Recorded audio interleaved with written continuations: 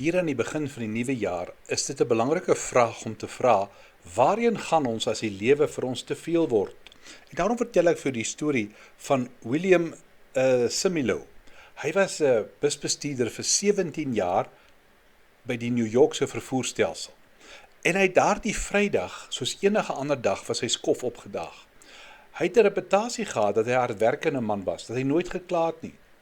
Maar toe hy met sy leebus by daardie hekke uitry, het iets binne in hom gegaan. In plaas daarvan om regs te draai, om sy gewone roete te begin, dieselfde passasiers op te tel, dieselfde verkeersdrukte te hanteer, het Cimino links gedraai. Hy het besluit, hy gaan 'n breek maak. Hy het nie gestop nie. Hy het daardie teken voor aan sy bus het hy verander, van Subway na Special. Hy het nie gestop totdat hy by Hollywood in Florida, 2000 km van New York af was nie. Toe hy later gevra is hoekom hy dit gedoen het, het hy 'n antwoord gegee waarmee baie van ons kan vereenselwig. Hy het gesê hierdie New Yorkse verkeer is soos om 'n hamsterhok te bestuur. Ek wou net van alles af wegkom. Ons almal ken die gevoel van 'n hamsterhok. Dit is die daaglikse gesoeg, die herhalende take, die finansiële druk, die gevoel dat ons wiele draai, maar dat ons nêrens heen gaan nie. Cimino het 16 jaar daardie roete gery. Soms voel dit asof daar 'n tou om ons nekke is. En dan dink ons, die oplossing is so 'n radikale sprong, 'n linksdraai, gaan maak net eenvoudig 'n breek. Weet jy, daardie man se busvakansie het geëindig toe hy uit sy geld uitgeraak het. Sy bus het ook gebreek. Hy moes uiteindelik huis toe bel, toe sy in hegtenis geneem. Maar sy storie het die harte van baie mense geraak. Weet jy, Israel het dieselfde probleem gehad. Hulle het gevra in Numeri 14, waarom het die Here ons na hierdie land toe gebring? Net om doodgemaak te word?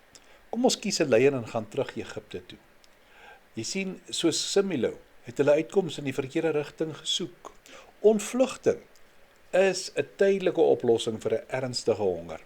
'n Probleem in ons lewe verander nie dat die feit dat ons nog steeds dieselfde persoon agter die stuurwiel is nie. Jesus nooi ons uit. Hy sê, kom na my toe. Almal wat uitgeput en oorlaai is. Ek sal vir jou rus gee. Hy bied nie net 'n 2000 km rit nie. Hy bring 'n nuwe manier om daardie las te dra.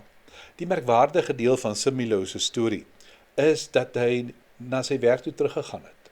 Hy het 'n manier gevind om hom vir byna 2 dekades voor te laat gaan met daardie werk.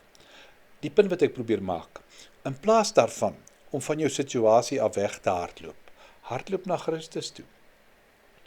As jy vandag voel asof jy in 'n hok is, moenie net soek vir daardie links of regs draai teken nie. Soek vir daardie rus, 'n sabbatsrus noem die Bybel dit. 'n Plek waar jy kan aflaai, waar jy met die Here met jou laste kan vertrou, sodat jy krag kan vind om te kan blom waar jy geplant is.